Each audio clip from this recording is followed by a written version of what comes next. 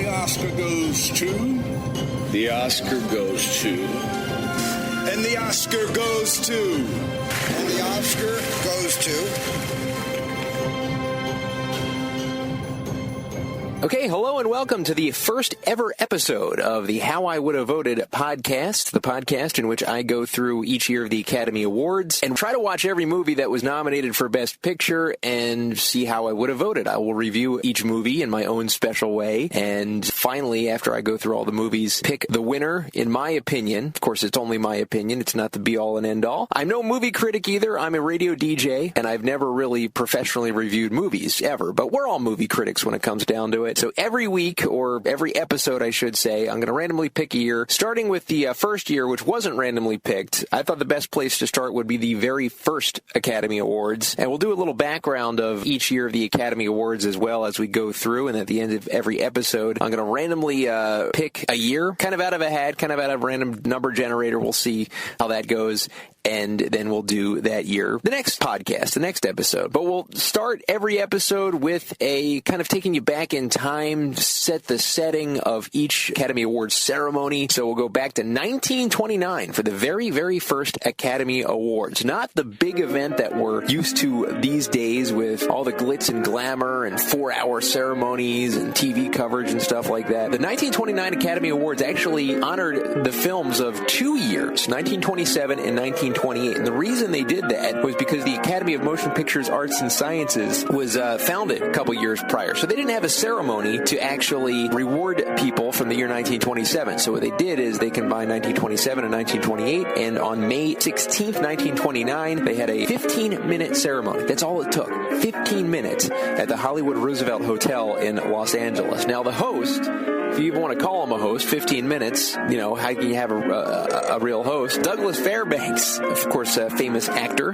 was born in 1883, died in 1939. Screenwriter, director, producer, best known, of course, for the silent film roles that he played. And he tended to play swashbucklers. He was in The Thief of Baghdad, Robin Hood, Mark of Zorro. So Douglas Fairbanks, just a very well-known actor from back in 1929. So he was the host. Tickets, by the way, yes, they sold tickets to the first Academy Awards ceremony. They were just $5, but if you adjust for inflation in 2016, that would be $69. They had 270 people in attendance. As I mentioned, 15 minutes. And the Academy Awards were actually created by famed American film producer and co-founder of the Metro-Goldwyn-Mayer Studios, Louis B. Mayer, who founded the studios in 1924. So you might be thinking, hey, Louis B. Mayer, he probably wanted to have a ceremony with the glitz and glamour and have everyone recognize Hollywood for the workings. Now, he kind of did it to stroke the egos of the actors and actresses. So kind of a dubious reason for starting the Academy Awards, pretty much. Now, the 1929 ceremony was the only ceremony that wasn't broadcast on either radio or TV. So there's there's only written documentation of what actually happened back then, and no actual audio or definitely no video of that event. It had 12 categories, with the winners announced 3 months before the live event. So they all went into this thing knowing that they won or lost. Kind of interesting. Would never happen these days. It's so secret. Now, some nominations were announced without reference to a specific film. Ralph Hammerus and Nugent Slaughter received the nomination in the defunct category of engineering effects. They had those weird categories that you have no idea what they are back then, too. Now, an actor or director could be awarded for multiple works within a calendar year. So, like today, if one star is in 2 movies and he gets nominated for both, that's 2 separate nominations. Back then, they could be in 2 movies and it would just be 1 nomination. Now, Emil Jennings was given Best Actor for The Way of All Flesh and The Last Command. So 2 movies, and he was given Best Actor for that. Charlie Chaplin and Warner Brothers each got an honorary award. Charlie Chaplin was huge back in 1929. And when we're talking about major winners, the 2 biggest winners as far as number of awards go, movies that we're going to review in a bit, Seventh Heaven and Sunrise, A Song for Two Humans, or Of Two Humans. The movie, the Best Picture winner, or what's recognized as the Best Picture winner that year, Wings, won 2 awards, so it was close. Sunrise won the category Unique and Artistic Picture, while Wings won Outstanding Picture. Now, they had two categories that were kind of viewed as Best Picture. This is the only year they did that. Every year after, they would just have an Outstanding Picture or Best Picture category in which there was a bunch of movies that were nominated. So there's kind of an argument here in that Wings won the Academy Award for Best Picture that year, yet Sunrise won for Unique and Artistic Picture. So what was really the historical Best Picture in 1929? Well, they made the decision that Wings was. However, a lot of people say, no, it was Sunrise, or people say it was both. But Wings is historically considered the very first Academy Award winner for Best Picture. The Academy dropped the Unique and Artist Picture the next year. As I mentioned, Wings was retroactively considered the highest honor. Giving you a little background of the event, as I mentioned earlier, 1927, the Academy of Motion Picture Arts and Sciences was established by Louis B. Mayer, and as I also mentioned, it was created to unite the 5 branches of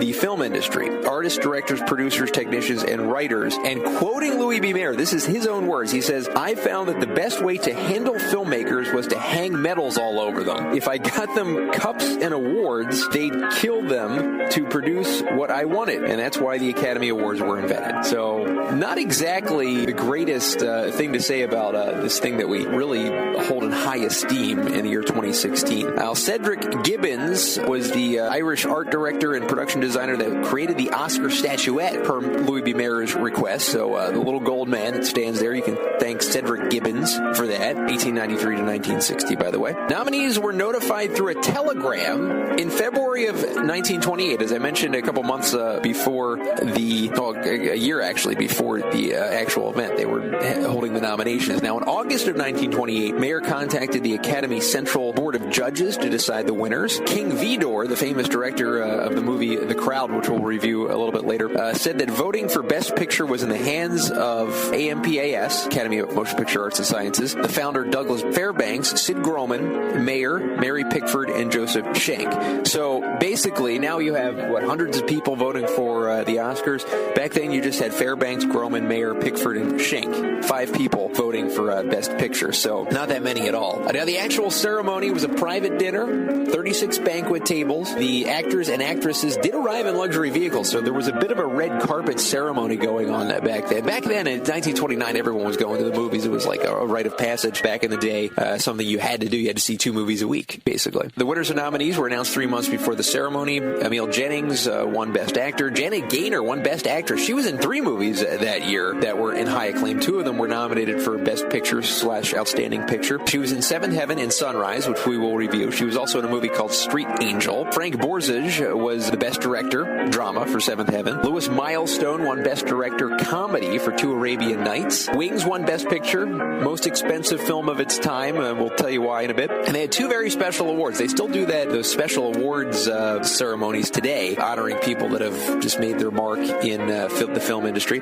Charlie Chaplin won one of those special awards back in 1929 to recognize the total contribution to the industry. He was removed from his nominations due to that, so the circus wasn't nominated for anything because Charlie Chaplin won an award himself. Warner Brothers was also given an award for pioneering talking pictures with the movie The Jazz Singer, which came out that year. I don't believe it was eligible for the 1929 Academy Award because that came out in 1929. 3 categories were eliminated after that year, including Best Engineering Effects, Best Title Writing. How would you love to bring that category back? Best Title Writing. What's the greatest title of the year in the Academy Awards? I would have loved that. Best Unique and Artistic Quality of Production. It was another one that was eliminated later. And the larger film producers won the most awards. We're talking about Fox, MGM, Paramount, Radio Keith Orpheum, and Warner Brothers. So I'm going to go ahead and review 6 movies. These are the 3 movies that were nominated for Outstanding Picture and the 3 movies that were nominated for Unique and Artistic Picture. I consider them basically one big category of Best Picture. So you can't really review one category without reviewing the other when it comes to the 1929 Academy Awards. So I will be reviewing Wings, The Racket, Seventh Heaven, Sunrise, Chang, A Drama of the Wilderness, and The Crowd. Now, going into this, I said, I'm not going to be able to review all these movies. I'm not going to be able to get my hands on a DVD or a copy of this. I somehow was able to. There are a couple of copies available on internet sites of some of these movies. I was able to Netflix a few of them, but I was able to get my hands on all 6, be able to sit down and watch them, so I'll be able to give you a thorough review as time goes by.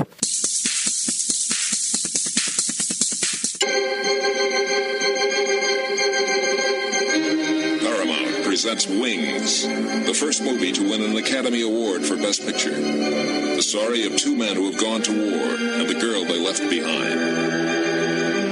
Starring Clara Bow, the It Girl, Gary Cooper, Buddy Rogers, and Richard Arlen.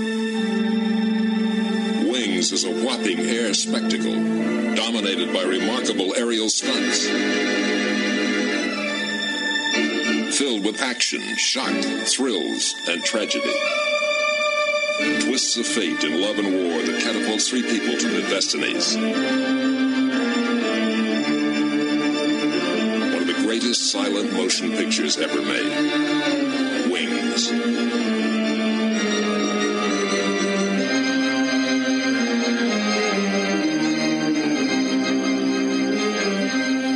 So the first movie that I'm going to be reviewing is Wings, the eventual winner of the Best Picture Oscar, what they're retroactively calling it now. Technically, the Best Picture, I guess, winner of 1929, even though some say Sunrise should be the co-winner with Wings, but historically it is looked at as Wings being the very first Academy Award Best Picture winner. Now, in 1927, that's when Wings came out. It's an American silent war film set during the First World War. Of course, the Second World War hadn't happened yet. That was still some years away. It was produced by Lucien Hubbard, who lived from 1888 to 1971. He was a film producer and screenwriter, most famous for the movie Wings, but more pronounced is the director, William A. Wellman, 1896 to 1975. He was a film director and actor who worked on over 80 films, and he really gets a lot of credit for this film, especially the air battle scenes, which we'll get into in just a bit. It was released by Paramount Pictures, and it starred the It Girl, Clara Bow, 1905 to 1965. She rose to stardom in silent films, and then she was one of the very few silent film stars who successfully transitioned to talking films. Her appearance as a plucky shop girl in the film, one of the films that she was in, brought her the nickname The It Girl. The film was called It, not about the clown, but it was about something else. She personified the Roaring Twenties as its leading sex symbol, so she was maybe a Julia Roberts, a 1990s Julia Roberts, 2010s Jennifer Lawrence maybe, is what we can kind of compare her to maybe to this day, but that might not be giving Clara Bow as much credit as she deserves there. It also stars Charles Buddy Rogers, 1904 to 1999. He was a film actor and musician, publicized as America's boyfriend during the peak of his popularity in the late 20s and early 30s. Richard Arlen is in the movie, and how about this one? Gary Cooper, who was in the movie for just a couple minutes, but he gets like third billing. 1901 to 1961, of course, Wings was the movie that really helped launch his Hollywood career. He was only in the movie for a couple minutes, but he made such an impact, and it was such a great screen presence that it really caught everyone's eye and everyone's attention. He's known for natural, authentic, and understated acting, and he represented in his films later, just like Sergeant York and movies like that, just the ideal American hero, the guy that people looked up to up on screen. The movie was rewritten by husband and wife scriptwriters Hope Loring and Louis D. Leighton, from a story by John Monk Saunders, who is a novelist and screenwriter, to accommodate Clara Bow, who's Paramount's biggest star. Now, Wellman was hired for being the only director with World War I combat pilot experience, which really helped on the dogfighting scenes. Tons of flying in this movie. It's amazing for the time. Arlen and Saunders also served as aviators, so they knew something about flying planes for sure. The movie was shot on location on a $2 million budget at Kelly Field in San Antonio, Texas, between September 7th, 1926 and April 7th, 1927. They used hundreds of extras, and 300 pilots were involved in the filming process. Now, $2 million sounds like not a lot of money in today's standards, but you think it's 1926, 1927 money, and it's a lot. The pilots and the planes of the U.S. Air Corps were used, as a matter of fact, so lots of military cooperation for this film. Now, Wellman extensively rehearsed the scenes for the Battle of St. Mihiel over 10 days with 3,500 infantrymen on a battlefield made for the production on location. Shooting conditions were very intense. Wellman conflicted with military officers. They had a lot of differing opinions on how to go about things. The movie was basically considered the gold standard, the movie in which all other aviation films would be compared and judged, just because it just had such realistic air combat sequences. It was the only silent film to win Best Picture as well. It was the first to show two men kissing. It was a fraternal kind of kiss between Rogers and Arlen. It wasn't like Brokeback Mountain or anything like that, but still it was two men kissing. And also there was nudity in the film, a very couple of really brief moments of nudity. The men are getting a physical and you can see their backsides, and then there's a moment with Clara Bow in France, I believe, where she's taking one man to his bed, not for that, because he got too drunk and she wanted him to kind of sleep it off, and he had to go to war, and she was changing into her, I guess, army suit or whatever, and you can see a little bit of her top, just a little bit. It was selected, the movie was selected for preservation in the U.S. National Film Registry by the Library of Congress as being culturally, historically, or aesthetically significant, and it had a limited run in May of 2012 to Cinemark theaters. That would have been pretty cool to attend. I always wanted to see a silent film, how it was supposed to be presented in a theater and with a live orchestra. So there you have it. Really quick, the plot, Jack Powell, played by Rogers, and David Armstrong, played by Richard Arlen, are rivals in the same small town. They're both vying for the attentions of pretty Sylvia Lewis, played by Jobina Ralston. There's also a girl next door who's played by Clara Bow, named Mary Preston, and she is really in love with Jack. Jack thinks there's kind of a love triangle going on here, or I guess love rectangle, I guess you could say, going on with Jack and David. David's in love with Sylvia. Sylvia's in love with David. Jack thinks Sylvia's in love with him, and she kind of lets him think so, and because he's so eager to get her picture going off to war. And no one's paying any attention to Mary Preston, which is kind of sad. So they both go off to war. They go through vigorous training exercises. They meet Gary Cooper, who almost immediately gets into an airplane crash and dies. So they have a big-time scene with him for a couple minutes, really makes his mark, and then he dies. Then the war part goes on. They're at war, and a really neat ending in which a sad ending, I should say, not neat in the amazing way that they did it, kind of ending. I won't get into that, just in case you want to watch the movie. I'm not going to do too many spoilers on these reviews because I want everyone to see these films. More fun facts. Clara Bow is not happy about her part. She says, quote, and this is her words, "Wings is a man's picture, and I'm just the whipped cream on top of the pie." So she thought it was a very masculine picture. There wasn't really much as far as her depth goes in that film, I suppose. 2 flying accidents actually occurred during the movie shooting, including the fatal crash of a U.S. Army Air Corps pilot. So that's sad stuff right there. But sometimes you take those dangers when you want to make the movie as realistic as possible. The cast and crew had a lot of free time between shooting sequences, and basically the story goes that everyone was basically sleeping with each other. Gary Cooper, they say, began a tumultuous affair with Clara Bow. Lots of hanky-panky going on behind the scenes of the shooting of the movie Wings. Wings was an immediate success upon its release. Public infatuation with aviation in the wake of the Charles Lindbergh transatlantic flight that happened right around that time. Just huge and big-time box office draw, and just an unbelievably technical marvel of a movie for 1927, for sure.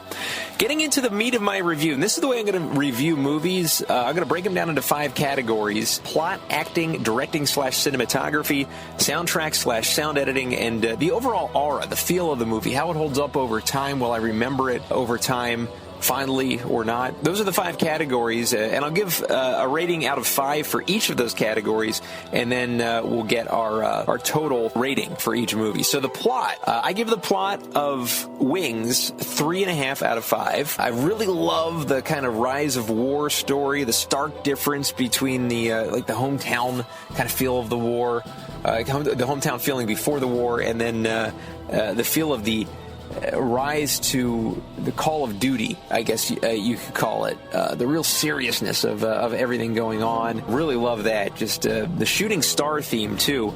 The one character has a car called the Shooting Star, and it's really kind of I guess a talisman is what you can call it, for the whole movie, shooting star. It's all throughout the movie. I really like that.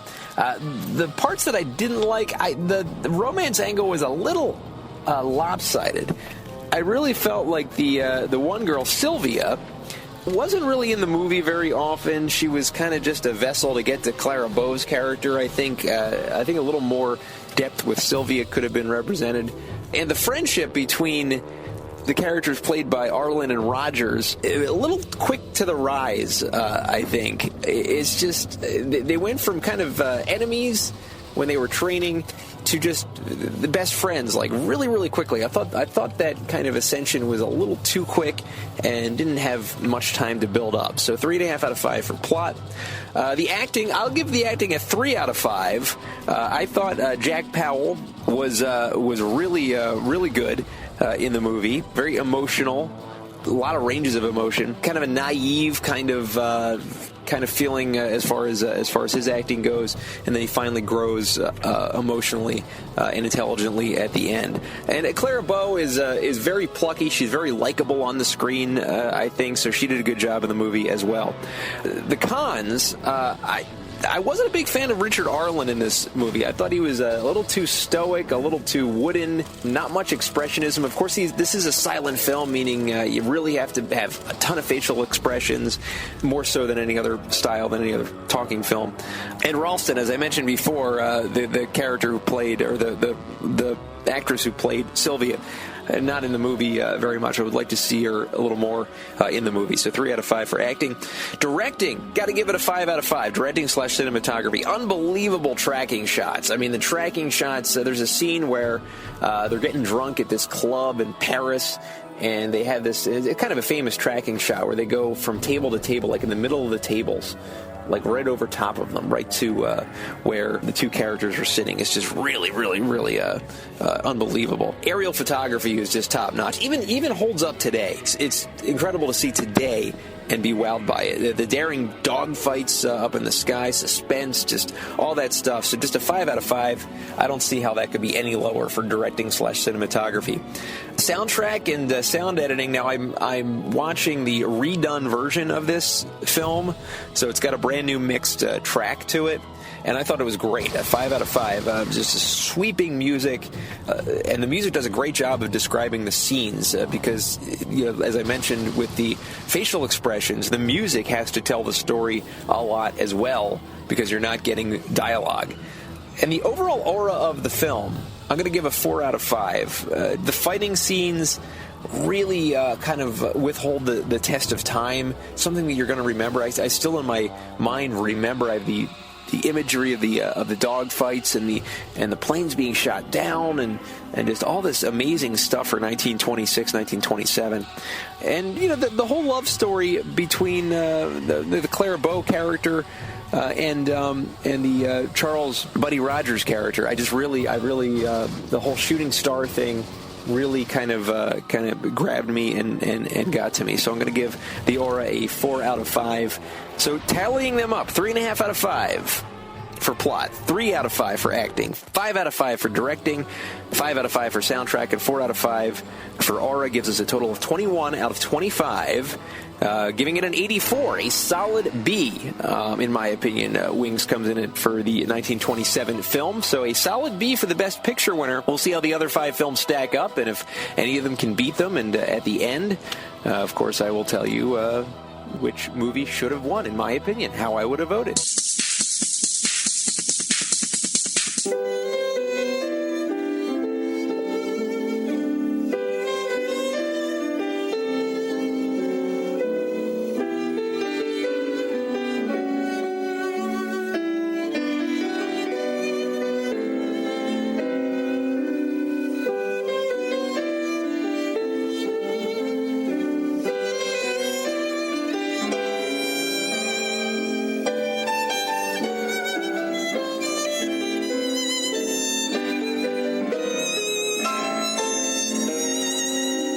Our next review comes to us by way of 1928. It's a movie called The Racket, which I was actually able to find online on kind of maybe a rogue website. I don't know. A website that actually goes back and finds old movies that haven't really been released on DVD or pretty much DVD. Maybe movies that have been released on VHS, and you can kind of stream them online for free. And I was really fortunate enough to find this movie called The Racket from 1928, which was one of the, of course, the Academy Award nominated films for the first Academy Awards in 1929. It's an American crime film. It was directed by Louis Milestone, who lived from 1895 to 1980.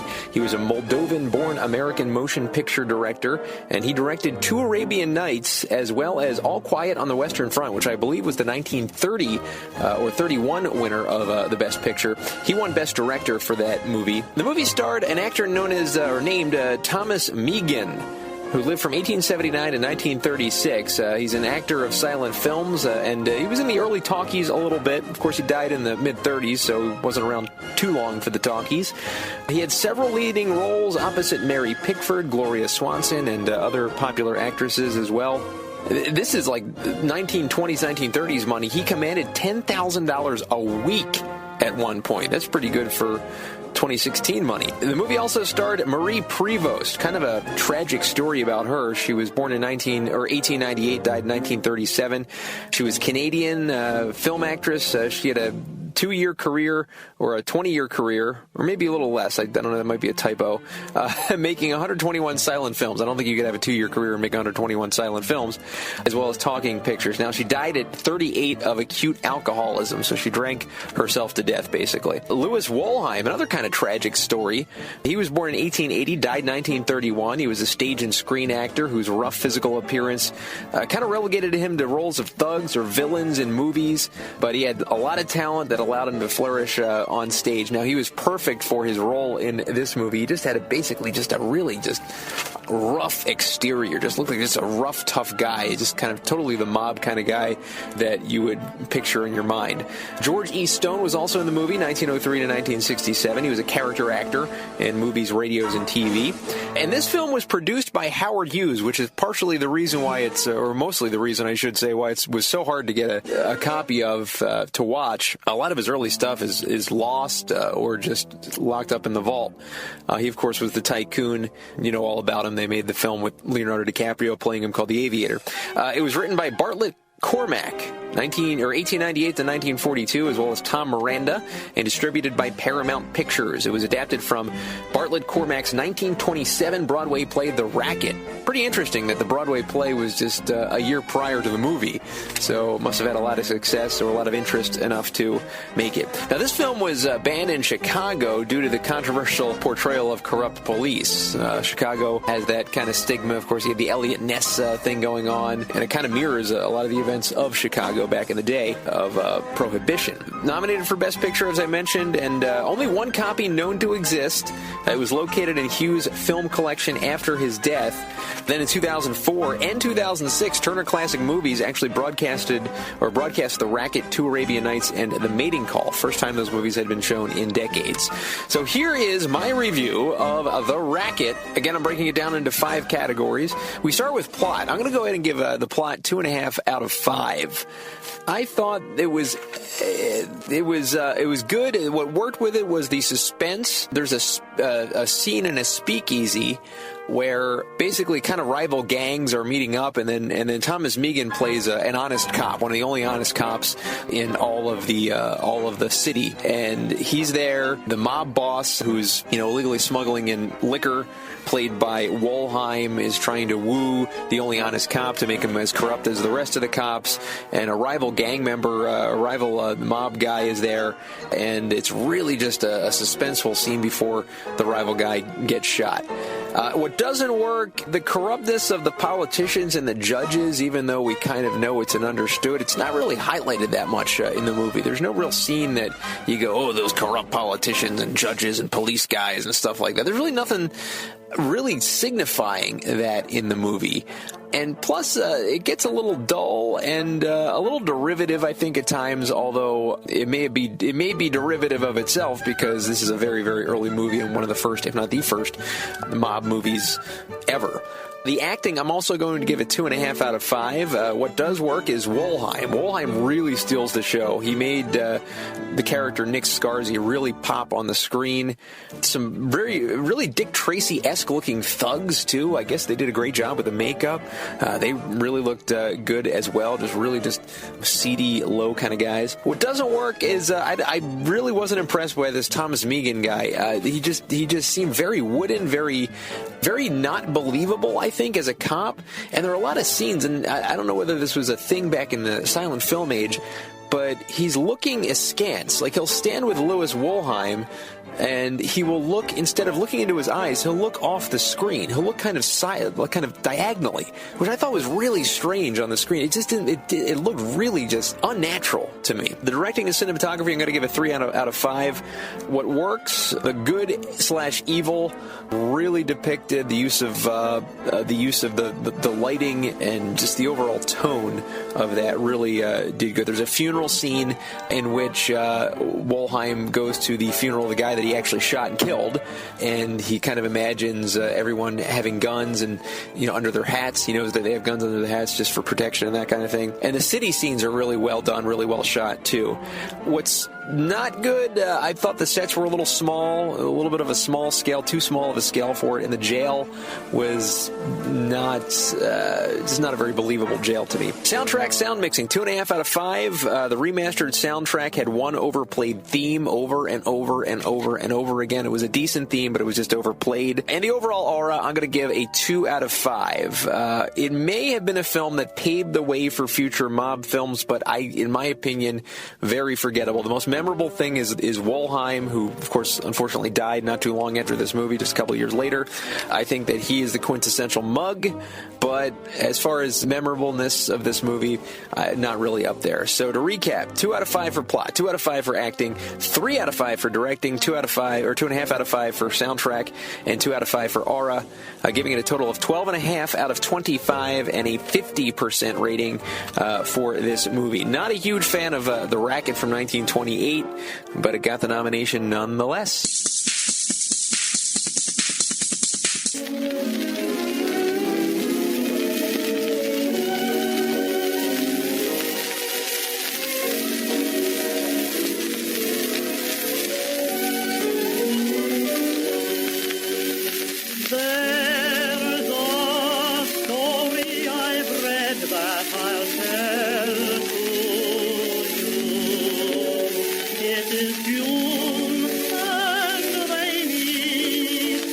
Okay, the next movie that we're going to be reviewing, which rounds out the category of nominees for Outstanding Picture, we'll move on to Unique and Artistic Picture, which, as I mentioned earlier, I'm considering one big category for the 6 movies from 1929. This movie is Seventh Heaven, which came out in 1927. It's an American silent romantic drama directed by Frank Borzage, who lived from 1894 to 1962. He's most remembered for this movie, Seventh Heaven.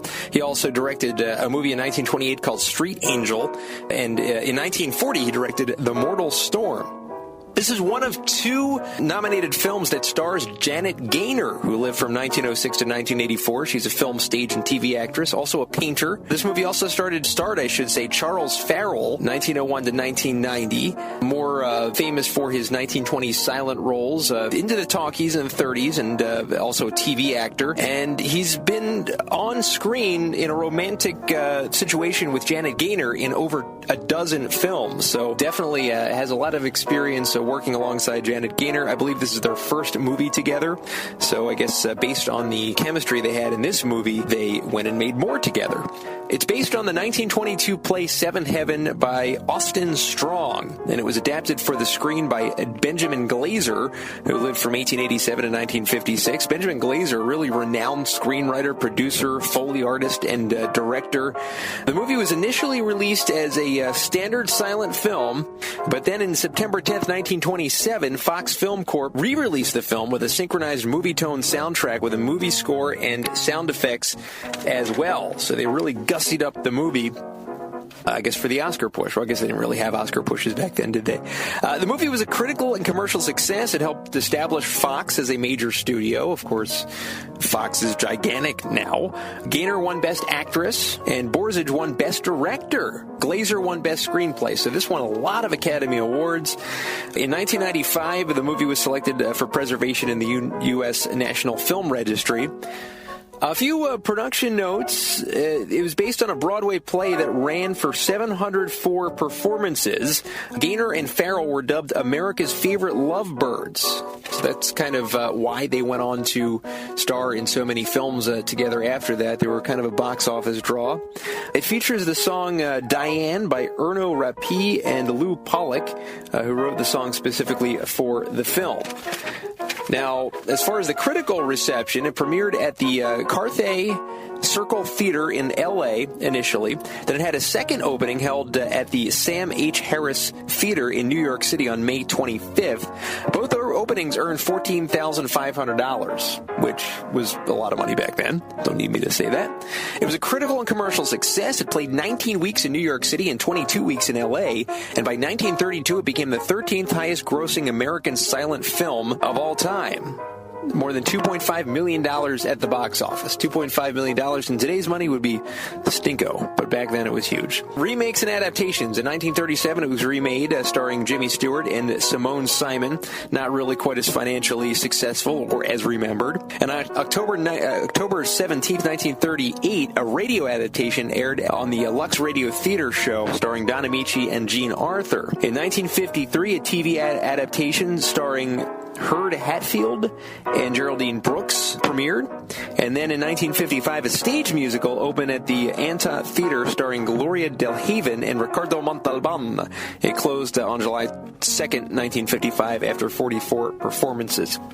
So it's a really, I guess just a really romantic movie. Really gussied up, gushy kind of romantic film. Now let's get into the review right now. As far as the plot goes, I wasn't a huge fan of the plot of this film. I'm giving it a 2 out of 5. I just thought it was a really plotting romantic angle. Now, I'll just give you the brief synopsis here.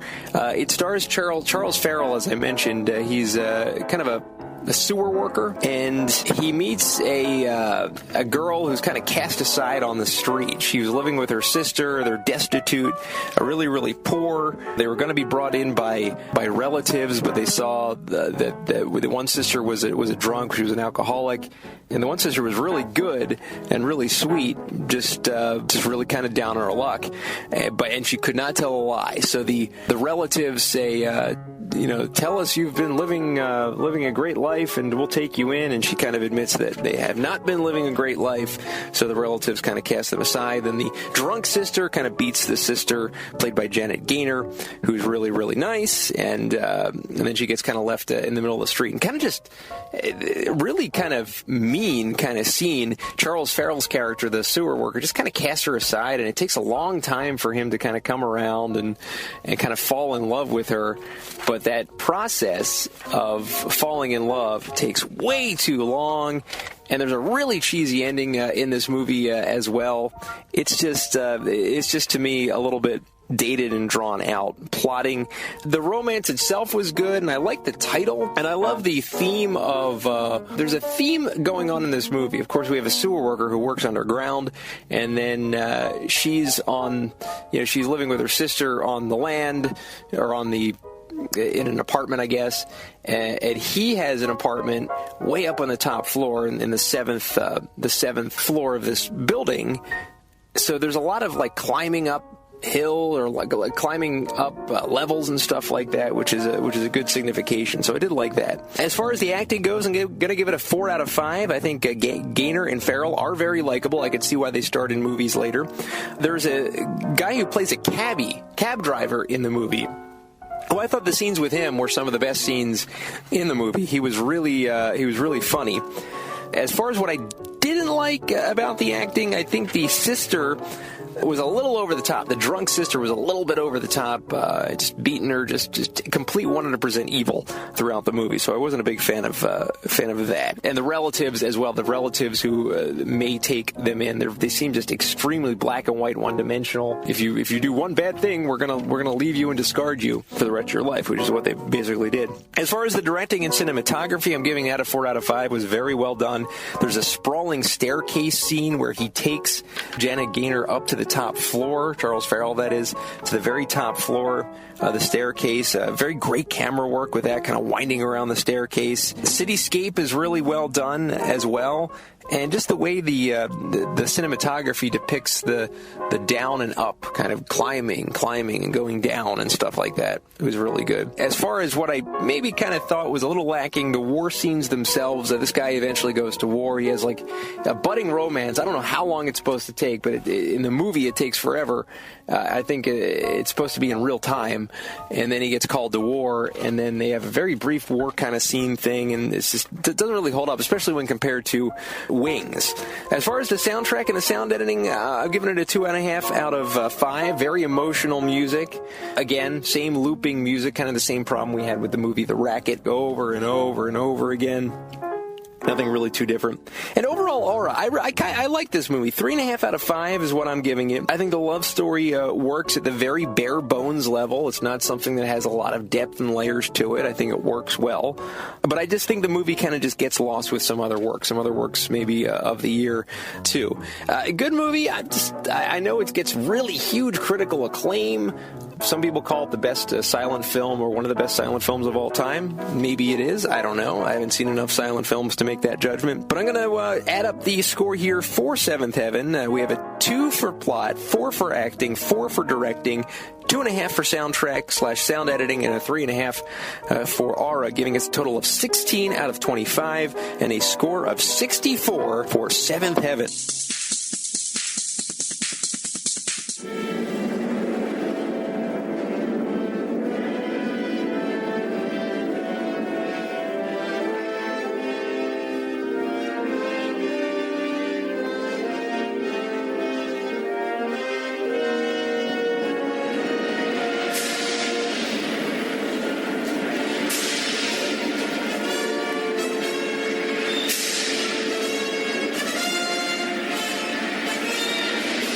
Okay, we move on now to the movies that were nominated for Unique and Artistic Film of the Year. So next category of Best Picture, I guess you could say, from 1929's Academy Awards.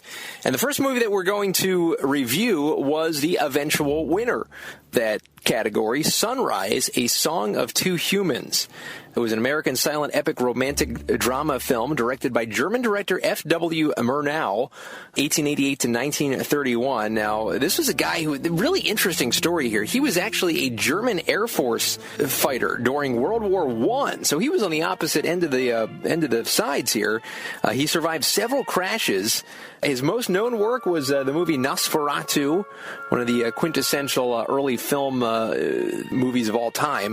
1922 is when that came out. Obviously, we're not going to be reviewing that. That's before the Academy Awards. He died at 42 as the result of an automobile accident, so died way too young. Sunrise stars an actor known as George O'Brien. 1899 to 1985. He was popular during the silent film area and also into the talkings of the 1930s. Best known, however, for this movie, Sunrise. And another movie that stars Janet Gaynor. We just did Seventh Heaven. This is the second Janet Gaynor film of the 1929 Academy Awards that we're reviewing. Margaret Livingston, also in the movie, 1895 to 1984. She was a film actress, most notable for her work in the silent film era. She's known as the Woman from the City in Sunrise. The story was adapted by Carl Mayer from the short story The Excursion to Tilsit by Herman Suderman. One of the first feature films with a synchronized musical score and sound effects soundtrack. A little bit of a historical note there. They incorporated Charles Grounds, or Gronow's 1872 composition Funeral March of a Marionette, which is very familiar because it was used as the opening credit sequence to the TV show Alfred Hitchcock Presents. Very, very popular, famous tune. In 1989, Sunrise was selected for preservation in the National Film Registry, and the original 35mm negative of the original American version of the film was destroyed in the 1937 Fox Vault fire. They found a new negative, and they created it from the surviving prints. So the, I guess, very, very first edition of this movie not available. Really quickly, we'll get into the plot. You have a vacationing woman from the city who's played by Livingston. She's always wearing black. She lingers in a lakeside town. I guess back then it was really popular for people in the city just to vacation out in the country. It was a big to-do back then. She goes to a farmhouse where the man, played by O'Brien, and his wife, Janet Gaynor, live with their child. They have a torrid love affair, really brief love affair. She somehow convinces him to drown his wife, or to attempt to drown his wife. He's out, in the river. He's ready to do the deed, and all of a sudden he has a pang of consciousness, and she realizes he's going to kill her. He stops, says, no, I've had a change of heart, and basically it's a big reconciliation kind of moment where they go through the city, they do all these sorts of things, they fall in love all over again, and it's just a big, really big, dramatic, romantic, over-emotional kind of movie, with really interesting style. Now, Murnau used a style called German Expressionism, which uses distorted art design for symbolic effect.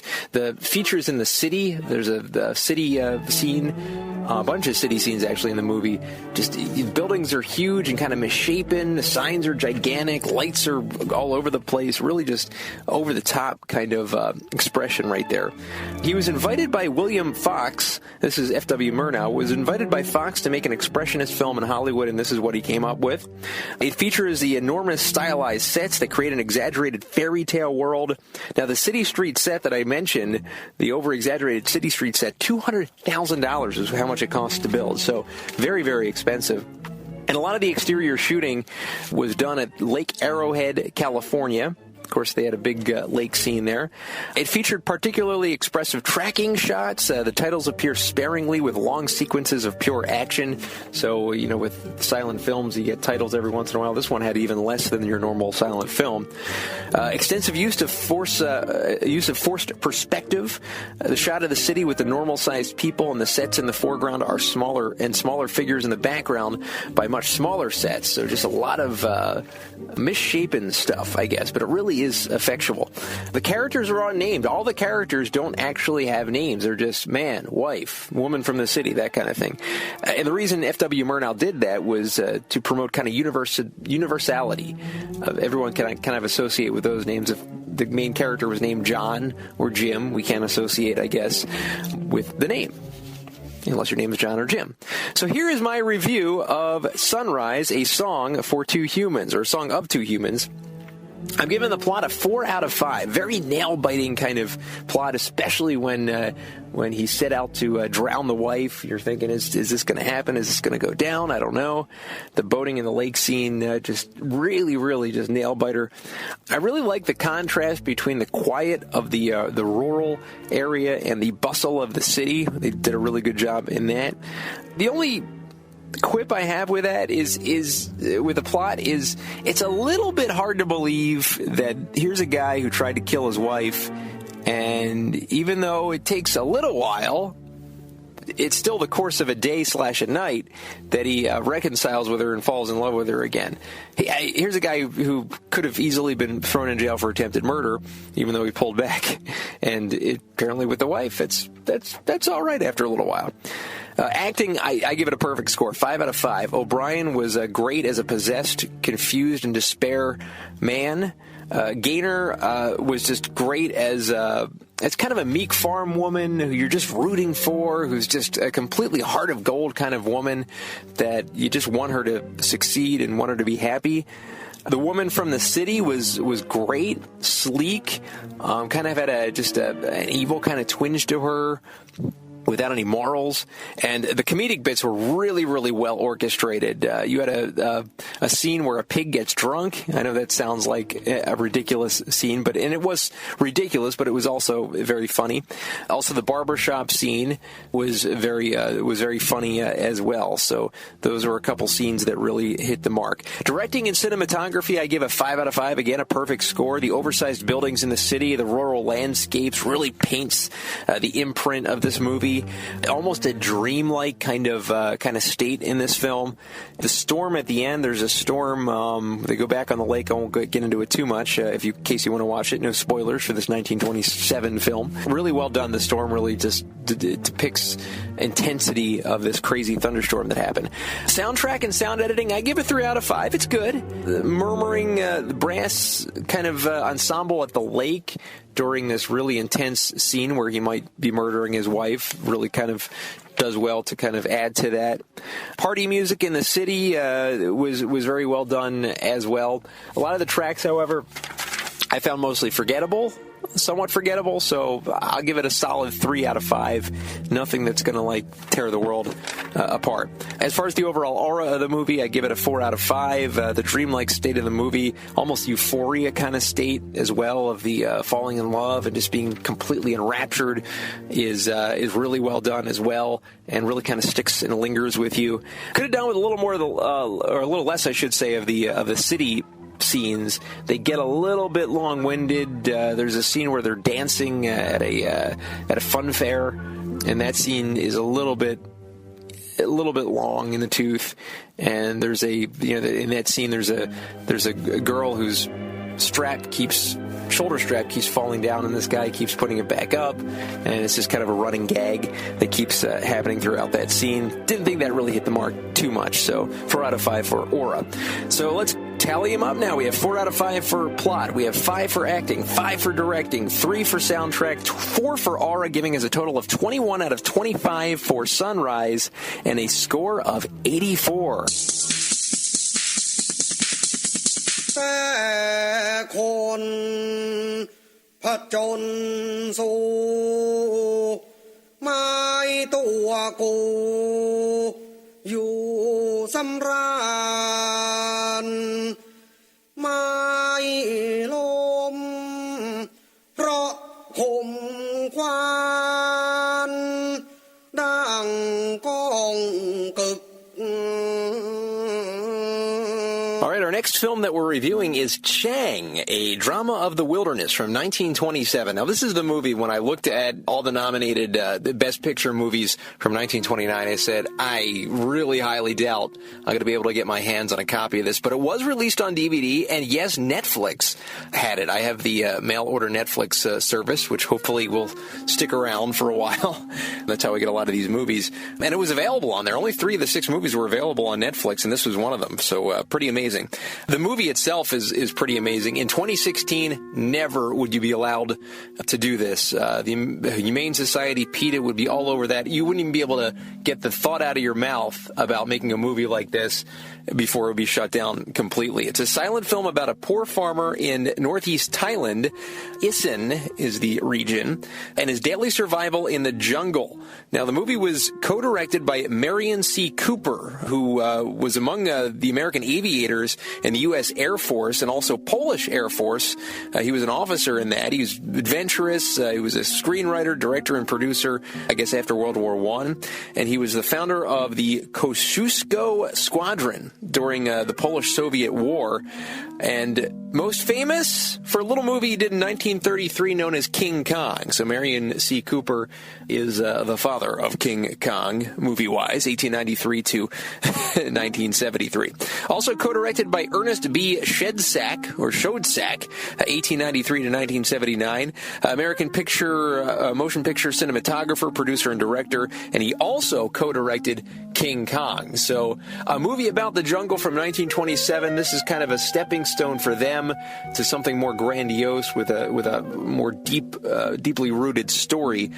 I guess it would be 6 years later. It was released by Famous Players Lasky, which is a division of Paramount.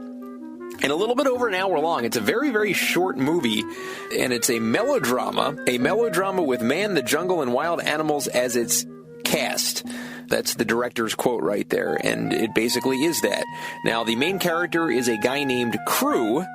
He's the farmer and his family. He battles leopards, tigers, and elephants. Now, Cooper and Shedsack attempted to capture real life with their cameras, but you'll kind of see, and it's really one of those movies where you kind of think about the making of it. Is this a documentary, or is this an actual scripted drama with natives of this area from Thailand? And I think from what I understand, it's kind of column A and column B.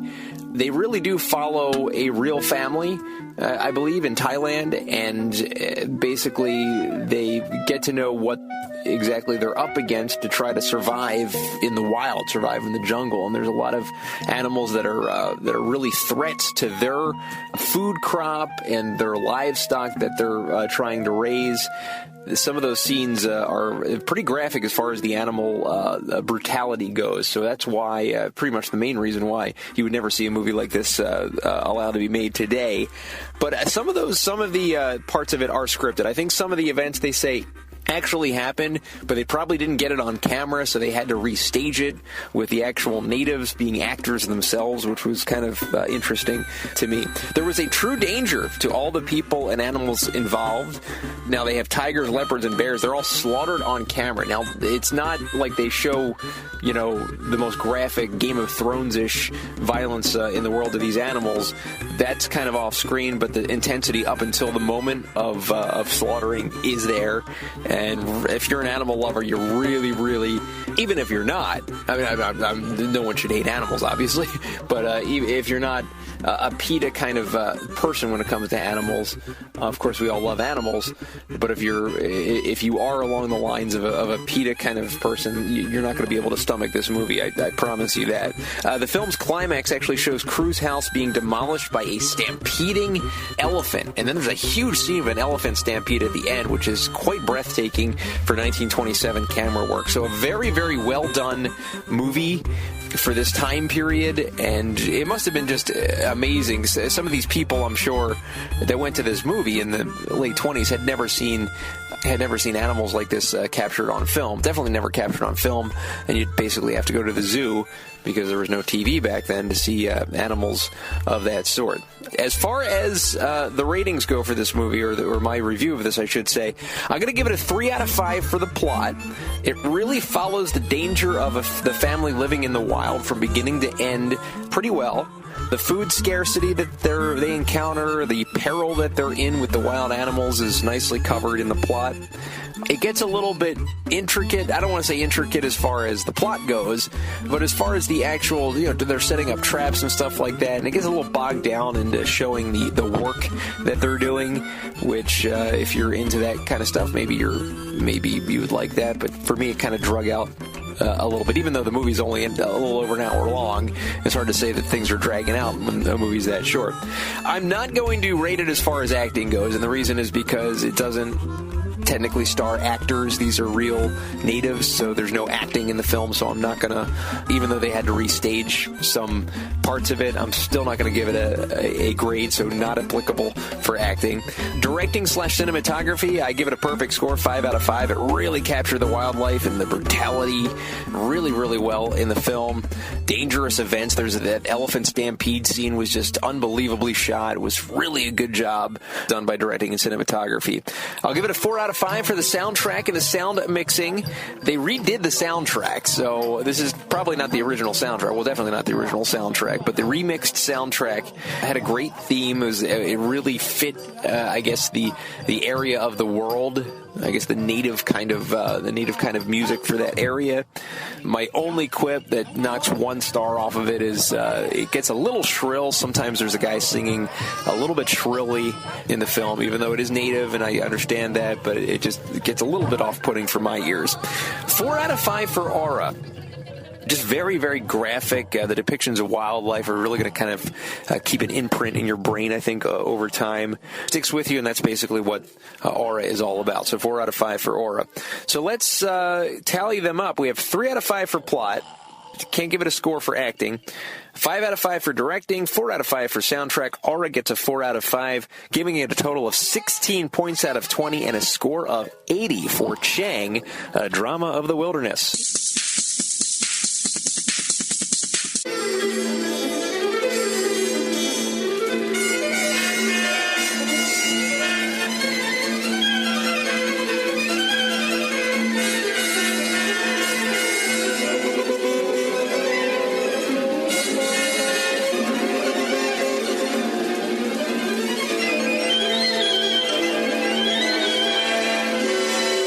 Okay, our final review for the 1929 Academy Award-nominated Best Pictures comes to us from 1928. It's The Crowd, an American silent film directed by King Vidor, who lived from 1894 to 1982. He was a director, producer, and screenwriter, had a 7-decade career.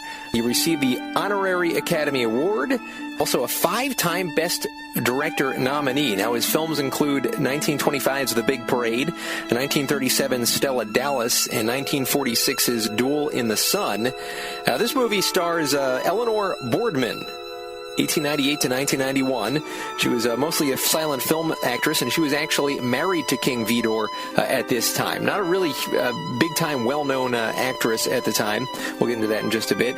Also not a big-time, well-known actor was her husband on screen, James Murray, who kind of had a tragic story. He was born in 1901, died only 1936. He was only 35 years old when he died.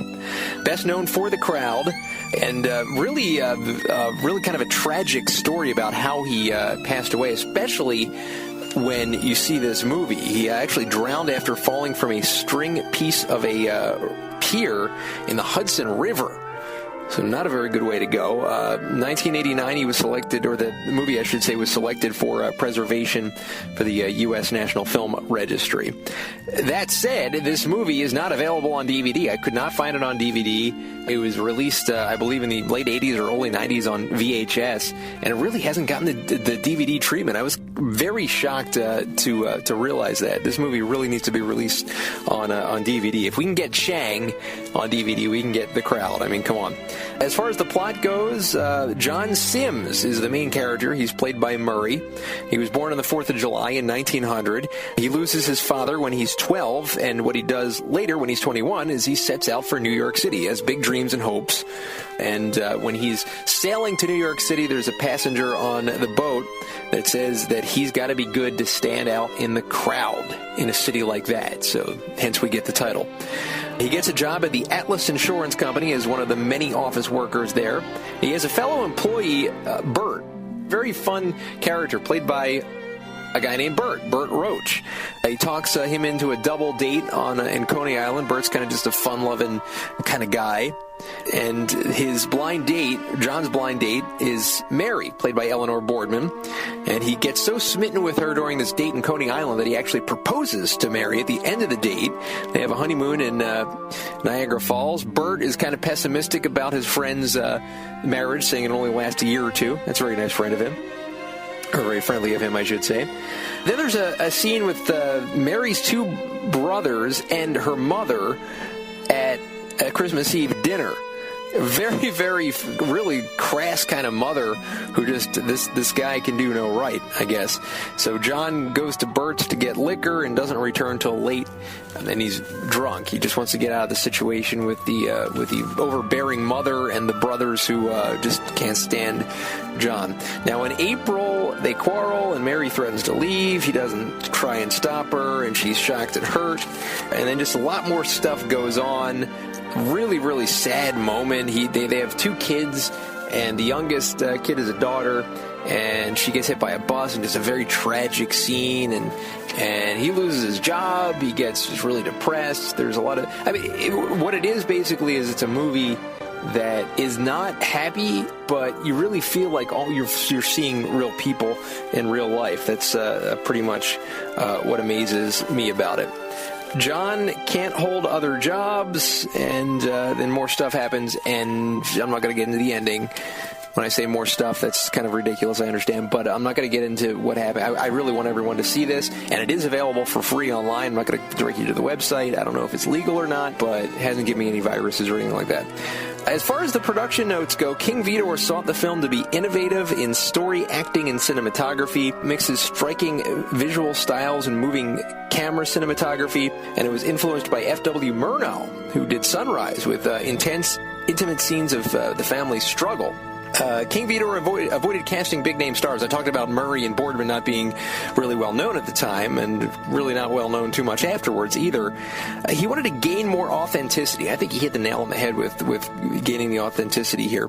Murray was actually a studio extra, and Boardman was an MGM contract actress who was married to King Vidor. Now, Vidor's financial success at MGM in the 1920s allowed him to sell the really strange scenario to the production head, Irving Thalberg, as an experimental film. Now, Louis B. Mayer did not like the movie because of the bleak subject matter, and it didn't have a happy ending. They wanted crowds to be pleased and go out and feel like, hey, everything's right with the world, but we all know that's not always the case. They actually did film an alternative upbeat ending. I'd love to see this at the studio's insistence, but Vidor persevered, and he actually won the argument, and the original conclusion was used, which isn't the happiest, but maybe has a lot of hope. As far as critical reception, was not a great success upon its release, but today it's hailed as one of the greatest and most enduring American silent films, and just a groundbreaking film that was released just as the Great Depression arrived, and then sound films radically changed, of course, filmmaking just a year afterwards. Camera innovations were not equaled for another decade. The Depression-era audiences preferred escapist entertainment. So that's why they weren't going to see this film. They wanted to be happy because their own lives were kind of in shambles financially due to the Great Depression that was going on. Now, John and Mary Sims and their characters would be used again with different actors in a 1934 film called Our Daily Bread. So kind of a bit of a sequel to The Crowd. Getting into the review, as far as the plot goes, I'm giving the plot a 4.5 out of 5. It's a great chronology of the life of an everyday man, I guess you can call him. Not a life to write home about, not a life that on paper you would think is just a great, great story, but we all have stories, and the bleakness represented at points in his life, and the dark areas that he's in were just really well done, and it really pulls on the emotional string of just common struggles and how we deal with common struggles, and this is amazing for that time period. I give the acting a 3 out of 5. James Murray steals the show. His funny friend Bert also does a good job as well. I found Boardman, no pun intended, Boardman to be a little stiff. Not stiff as a board, but a little stiff nonetheless, especially on the date scene at Coney Island. Also, the mother and the brothers in the film were very, very one-dimensional. The mother couldn't be pleased for anything, and the brothers either. As far as the directing and cinematography, a total 5 out of 5. There's a suicide contemplation scene. There's a scene in the theater at the very end that was really well done, and the camera work and the suspense and the death and all that stuff, just really, really well done, if you ask me. As far as the soundtrack and the sound editing, I give it a 4 out of 5. Excellent remix tracks that conveys the emotion of the film. Very well done. And as far as the overall aura of the movie, I give it a 5 out of 5. I think it's a movie that really sticks with you. A common everyday man, just with an extraordinary movie depicted. And it's not a bowl of cherries. It's not the most happy, rabble-raising film of all time. There's hope in the film. It's not completely bleak. Not like the tragedy doesn't end the film or anything like that, but there's a lot of tragedy in it, and just a life goes on view, and that's what it is. Life goes on. And it's kind of what you can really take away with this movie, The Crowd. So I really, really like The Crowd as well. So tallying up the score for The Crowd, we have 4.5 for plot, 3 for acting, 5 for directing, 4 for soundtrack, and 5 for aura, giving it a total of 21.5 out of 25 and a score of 86. All right, well, we reviewed all 6 movies from the 1929 Academy Awards, and the winner for me, the movie that I would have picked for Best Picture that year, was The Crowd. Now, Wings comes in a close second, But I think as far as just a movie that stuck with me that I thought was just really well done and just a really great depiction of life, The Crowd just worked to me on most cylinders. The only thing I knocked off a little bit for was the acting, but it gets an 86 for me, just a solid B. Wings gets a solid B as well, but I think that I think the plot just puts it over the edge for me, and it's a movie that just thinking about my own life and thinking about my family and how I'm going through life myself, it really hit home and really struck me to the core. Now, Wings was a great film, was just really well done and really well made, and I'm not griping that it was picked to be a Best Picture that year, but I just think that for me personally, The Crowd is a largely overlooked film. It's not even on DVD right now, and it just needs to be out there, and more people need to see it. So in 1929, I would have picked The Crowd to win Best Picture. So that'll wrap up the 1929 Academy Awards, and randomly, I'm picking the next Academy Awards that we're going to be doing, and the number I'm picking is 78. 78. So the 78th Academy Awards, not 1978, we're not doing this by year. 78th Academy Awards, which were held in 2006. Of course, the famous Academy Awards where Crash won Best Picture, and a lot of people think upset Brokeback Mountain. So next time around, we're going to be doing the 2006 Academy Awards.